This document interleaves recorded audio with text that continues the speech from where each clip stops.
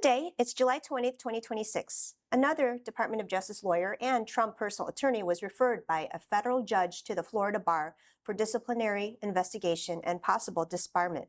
I'm Jessica Rolla. Welcome to The Pulse. And I'm Joe Boban. Welcome to this week's edition.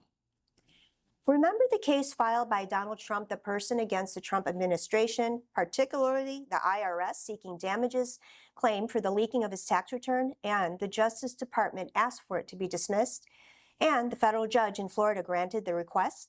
But a few days later, the settlement by the IRS of $1.778 billion to provide for the anti-weaponization fund became public.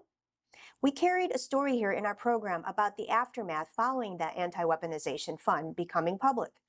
In that news story, we reported that 37 retired judges filed a petition to reopen and review the case, asserting that a fraud in court was committed by DOJ and Trump's lawyer, Alejandro Brito, by withholding from the judge that there was a monetary settlement relating to the case that was not disclosed in their motion to dismiss the case. Among those who signed up on the petition to the court was retired appeals court Judge J. Michael Luttig, a Republican, who advised then Vice President Mike Pence that denying certification in Congress of Biden's election is unconstitutional. U.S. District Judge Kathleen Williams of Florida, in a scathing 56-page decision, referred one of Trump's lawyers, Alejandro Brito, to the Florida bar for disciplinary action. Another lawyer of Trump, Daniel Epstein, was limited by the judge from practicing law in Florida 2 weeks ago.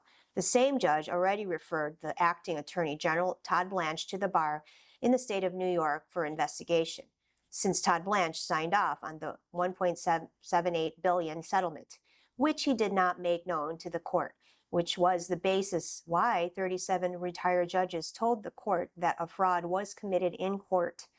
Judge Williams wrote on her decision that the case was brought for an improper purpose to gain the imprimatur of judicial legitimacy for a settlement that had no viable basis in law or fact. Additionally, the president and his two older sons, who were plaintiff alongside with Trump, acted in bad faith, she wrote in her decision. Many legal scholars, including Judge Luttig and Michael Popuk, had always said that the case had the absence of adversarial nature. Trump, the person suing the Trump administration that is run by Trump himself. Judge Kathleen Williams wrote in her conclusion, "In sum, the facts before this court demonstrate that there never was adverseness between the parties. There was never a case or a controversy, and there was never a question as to who would prevail," she wrote. In the same decision, the judge also barred the Justice Department, the IRS, and Mr. Trump from citing or using provisions of a deal the two sides reached in judicial, administrative, regulatory, or other proceedings as evidence of a settlement in the case. It would likely mean no forever tax immunity from audits for Trump and the Trump Organization. If it were not for the principled and sharp legal mind retired judges who noticed something and filed a petition to Judge Kathleen Williams, this settlement could have been the big runaway train full of loots from taxpayers' money. In our monitoring for the midterm election road to the 120th Congress, a new unexpected candidate is making some national attention. In Montana, who now have 2 congressional districts since 2022, after the 2020 census, are both represented by Republicans. In 2024, the only Democratic representation was Senator Jon Tester, who lost in 2024 in the Trump wave. But last week, a young unknown first time running for an office became a twinkling star that gave hope to the Democratic Party in Montana. A firefighter and union organizer is running for a seat in the House of Representatives, and his campaign is gaining momentum to represent the 1st Congressional District of Montana that consists of the western side of Montana. The largest city in the 1st District of Montana is Missoula, who has an estimated residents of 78,204 in 2024. So who is this guy? His name is Sam Forstag. He was never a politician, but a forest firefighter. After seeing more than half of forest firefighters in the state of Montana fired by Elon Musk's so-called Department of Government Efficiency, He decided he wants to go to Congress to protect the vast forests of Montana. Sam Forstag is a firefighters union organizer and had seen more than 300 federal forest firefighters lose their jobs in one day from the acts of the Trump administration and Elon Musk. People in Montana are listening and seeing the fact that their vast forests of pines and redwood are less protected, with only few brave men fighting fires and wildfires when it ignites. His campaign had raised $694,000 in May of 26, while the Republican opponent, Aaron Flint, had raised $677,000 for the same period. Sam Forstag, who won in the Montana Democratic primary, is building a coalition of unions to help him to the finish line. His momentum in Montana is a welcome news for the Democratic Party. Another firefighter is running for the U.S. House of Representatives in Pennsylvania's 7th District, Bob Brooks. Brooks was encouraged by Governor Josh Shapiro to run. We will continue to follow newsmakers, Democrats or Republicans, on the road to the 120th Congress. We are going to take a commercial break. Please stay with us.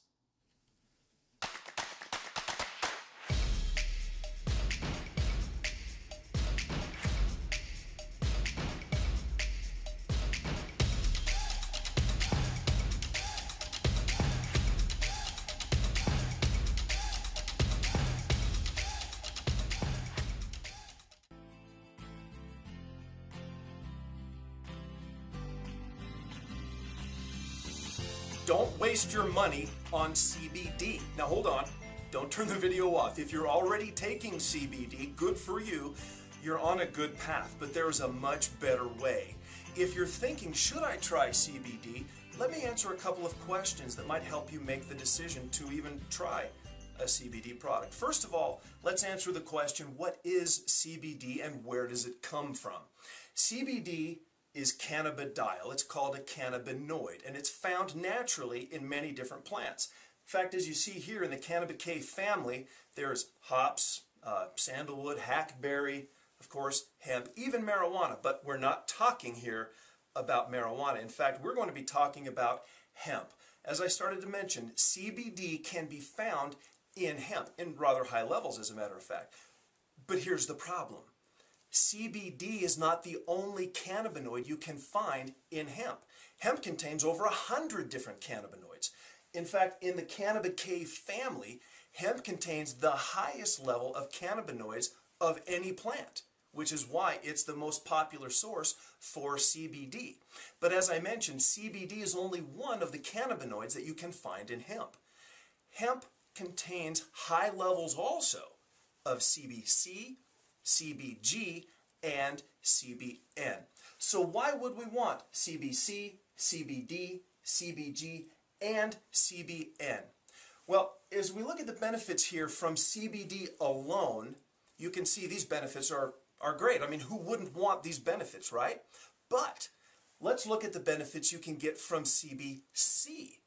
You see, they compound with CBD and offer yet even more. But then let's also now look at CBG. CBG has even more benefits. So naturally, anybody looking for the maximum benefit you can derive from hemp would want CBC, CBG, and CBD. But don't stop there. CBN also has fantastic benefits. So if you're looking for a great hemp product and you're contemplating trying a CBD product, don't just buy CBD, and please don't buy that cheap gas station grocery store stuff. It's just that, cheap, and it won't benefit you at all. But if you can get a high grade, medical grade in fact, hemp product that contains CBC, CBD, CBG, and CBN, now you are unleashing the full power of your body that can only happen if you have all four of these cannabinoids in your body. If you're taking CBD, you're getting roughly 1/4 of the benefit that hemp can give you.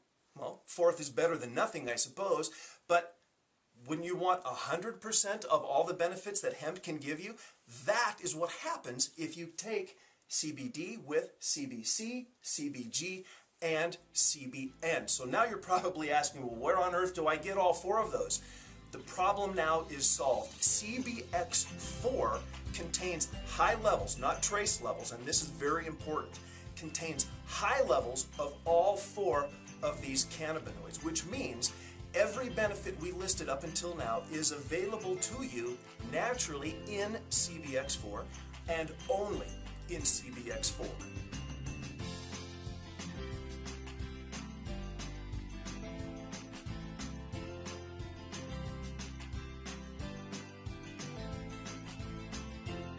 What does your child dream of becoming? In the I Want to Be book series, young readers follow children as they discover the power of learning, leadership, and helping others. The series of 22 books from Ivory Publishing is an inspiring collection that introduces children to careers, confidence, purpose, and possibility. Give a child more than a book. Available now on Amazon, in paperback, and on Kindle. Or visit www.ivorypublishing.llc.net. I'm Scott Black. When I was first elected, North Las Vegas was a lot like my classic VW bus. It needed some attention. Now an awesome new NLV is taking shape, kind of like this. And we're headed into a future where we have the best of everything. Stronger public safety, improved neighborhoods, new amenities, and higher paying jobs for working families. I'm Scott Black, and I'm asking for your vote so together we can bring this momentum to every road in our city.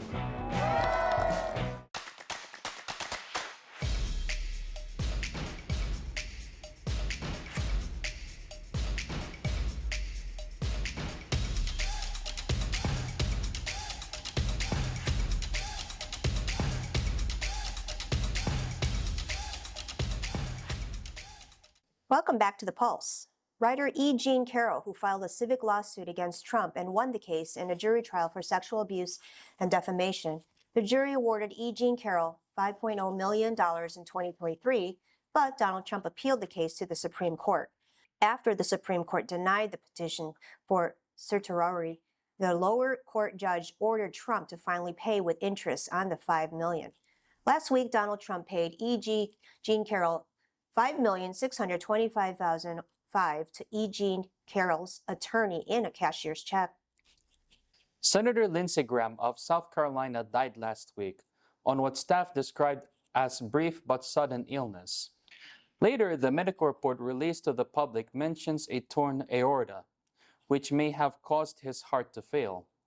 This happened after a long-haul trip to Ukraine back in hoping to be able to attend the Senate hearing for the confirmation of Todd Blanche as U.S. Attorney General.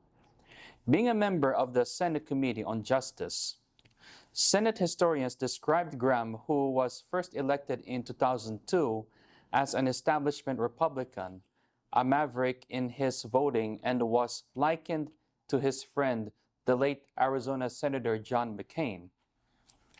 But in the course of the first Trump presidency to the second, Senator Graham became the loudest ally of Donald Trump in the Senate, to the disappointment of those who knew him from before Trump. His most famous interview on TV, he said that there is no more Republican Party, that is now a Trump party. And now anyone who will go against it will lose. Senator Lindsey Graham of South Carolina, dead at 71. In the wake of immigration raids in Trump's second term, the Mexican government has taken measures to protect the human rights of Mexican nationals caught up in the crackdowns and killings by the Immigration and Customs Enforcement. Mexican President Claudia Sheinbaum is taking action to file legal charges for deaths of Mexican nationals conducted during operations by the Department of Homeland Security and ICE after an ICE agent shot to death Lorenzo Salgado Araujo, a Mexican national who had been a longtime resident of Texas for 35 years. ICE said the killing was not meant to be Araujo, but mistook him for another target. State investigations and the district attorney's office in Houston, Texas, is having difficulty getting the evidence to prosecute the ICE agents at the state level because ICE would not give them access to the van where he was killed. Lorenzo Salgado Araujo was driving his workers in a van with some family members when the van was chased by ICE operatives until Margolina Park and Canal area, and they fired multiple shots that killed Mr. Araujo, who was unarmed. A witness who was in the van contradicted the version of the ICE agents. Another ICE-involved shooting happened in the state of Maine. ICE agents killed another unarmed individual, Juan Sebastian Guerrero, a 26-year-old immigrant from Colombia, in mid-Maine on July 13, 2026. The unjustified shooting, according to residents in Maine, ignited protests against ICE presence in Maine. More Democratic candidates are coming from a group of diverse backgrounds during this election cycle after the Democratic primary wins. Milot Quiroz, a lawyer and doctoral student, a first-time candidate born in 1997, defeated Colorado Congresswoman Diana DeJette of District 1, who coincidentally won her first election in 1996 and took office in 1997. Colorado's District 1 covers most of the city of Denver. One more firefighter is running for Congress this year is Bernard Taylor. A firefighter and paramedic is the Democratic candidate running on Florida's 21st District on West Palm Beach against the Republican incumbent Brian Mast. Mast, who infamously got the attention for wearing an Israeli military uniform inside the halls of the Capitol, which many have cited as treason. In the Philippines, the Senate trial of Vice President Sara Duterte had finished its first week, presenting evidence of the fourth impeachable offense for alleged threats against the life of the president and the First Lady and the former Speaker Martin Romualdez, in which the vice president said in a video conference that she already hired an assassin to kill President Marcos, the First Lady, and the former Speaker. The first week of the trial only so far presented the testimony of two NBI agents whose testimonies was to authenticate the video and explain the investigation process they performed to arrive at a conclusion that law was violated in making a threat of bodily harm. The Senate trial is proceeding with only 21 of the 24 senators actually present because Senator Marcoleta is the most recent to go to jail for plunder charges, a non-violent offense because the amount involved in the alleged crime is more than 50 million pesos. Senator Jinggoy Estrada went to jail 2 weeks earlier, and the third senator not to attend is Senator Ronald Bato de la Rosa, who remains a fugitive from the law based on an ICC warrant of arrest for crimes against humanity, being an alleged co-perpetrator in President Duterte's war on drugs, where thousands were killed in Operation Talcang. But presiding Senator Judge Chis Escudero said he will abide to the 16 senators' vote required in the Constitution to convict Vice President Sara Duterte, the daughter of former President Rodrigo Duterte, who is now in a prison at The Hague, on charges of crimes against humanity. We're going to take a commercial break. Please stay tuned for the interview with State Assembly Member Brittany Miller when we come back.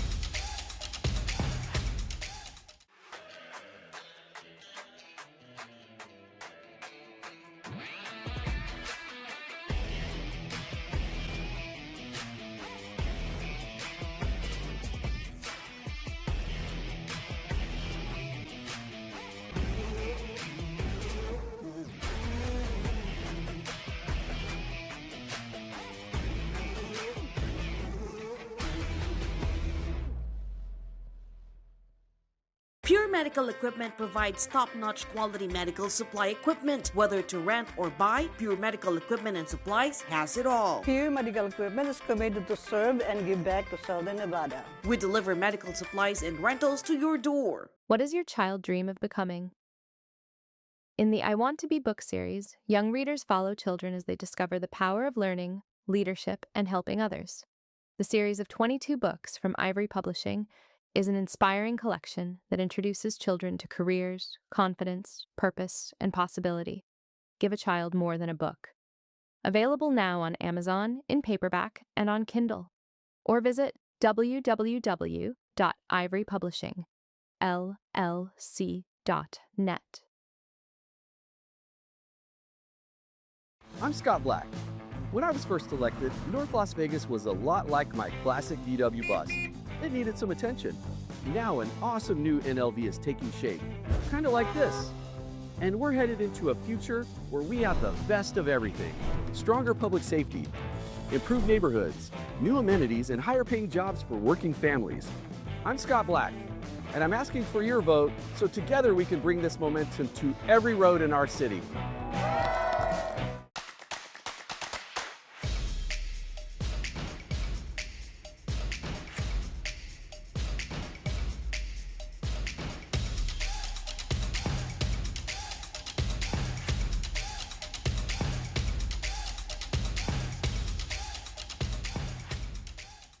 Welcome back to The Pulse. With us now here at our Phil MTV studios is Assemblywoman Brittany Miller, who represents Assembly District 5 in Clark County, Nevada. Assemblywoman Miller, welcome to The Pulse. Hi, thank you. Thank you so much for having me today. Before we go into the questions, please tell us more about your personal and professional background. Well, personally, I moved here to Nevada at the end of 2007. And if you're asking like what I like to do what everyone likes to do: travel, shop, eat, shop, movies, just hang out with my friends, that type of stuff. But professionally, I spent most of my career in program development, management, and evaluation for nonprofit programs, everything from workforce development to education to prisoner reentry. I've worked in banking, and right now I'm a math teacher in the Clark County School District. Great, and so give our viewers, Brittany, some idea where Assembly District is, District 5, boundary streets or landmarks would be helpful to our viewers. Sure. The most northern border is Alta. The most southern is Russell. Our most western would be Hualapai or Fort Apache. Most eastern would be Cimarron or Buffalo. Some of the landmarks would be Boca Park, Desert Breeze, the lakes. You do not have an opponent in the Democratic primary for your position, and therefore you're going straight to the general election in November for the re-election bid. So how long you've been representing Assembly District 5? I was first elected in 2016. This election will be my 6th term going. Actually, going back into Carson City, I will be the longest serving member in the Assembly. Great, and what's the maximum number of years can an Assembly member serve, Brittany, according to Nevada law? We can do 6 2-year terms in the Assembly and 3 4-year terms in the Senate. So basically 12 years in each house. Okay, and then come January 2027, when the new legislature will convene, what do you see as the biggest challenge the Assembly and the state Senate will be facing in as far as enacting laws for the state? Of course, we're always working to improve the quality of education, healthcare, and of course, public safety is always important. But right now, what's really emerged as the primary concerns for Nevadans is housing and cost of living. So those definitely will take priority this session. Because of the shortfall on money for education and Medicaid, and the legislature will probably have to make the 2 most painful budget decisions: cutbacks on education and Medicaid.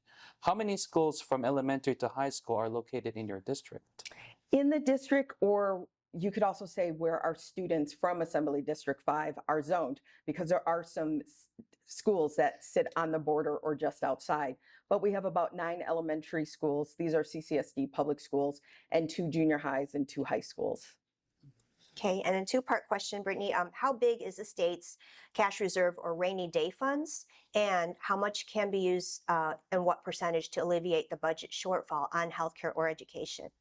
The rainy day fund is about 19% of the state budget, and it's for emergency purposes such as COVID, when we didn't have revenue coming in. And is it within the appropriations authority of the legislature or the governor? It would be from the legislature, but it can only be accessed while we're in a regular or a special session. You have a challenger in the November general election. So how's it going for you in the campaign? The campaign's going well. Actively recruiting volunteers. I have a lot of support from, the community and my constituents. Fundraising, just, planning on having a very robust campaign and excited to get back out there. Just curious, Brittany, this will be your 10th year serving as an assembly member. So what gives you pleasure serving the district and the state? For me, the most important part is the ability to be able to hear and listen to constituents and represent them. There's something so marvelous about the way our system is designed, especially here in Nevada, because we are so accessible. And in most states, you never have this kind of accessibility to your elected. So I love the ability or the way that we're able to show Nevadans that they can actively engage with government or with the process. They literally just have to call or text and can invite us out. I'll sit down with them, and I'm not just, to hear their problems, but also many times they have great ideas and solutions. And those are the ones that get turned into bills. And many of my bills have come from sitting down directly with constituents. We are almost out of time for this segment. So last words are yours, Brittany. I'll let you speak to your constituents at Assembly District 5. Go ahead and talk to them. To those of you in Assembly District 5, thank you so much for the past 10 years for your vote and your support. I'm going to ask one more time for you to vote me back into office for my final term in the Assembly. And I just want you to know that I will continue to go up there and represent you and fight for you to protect your civil rights and liberties and to hold true all those values that we have as Nevadans. So I know that you've had a lot of trust in me, and I will continue to prove you right. Thank you so much. Nevada Assemblywoman Brittany Miller, District 5, running for re-election. Thank you for talking to us today. Thank you so much for having me. And to our viewers, please join us again next week here at The Pulse. Thank you for watching, and God bless your week.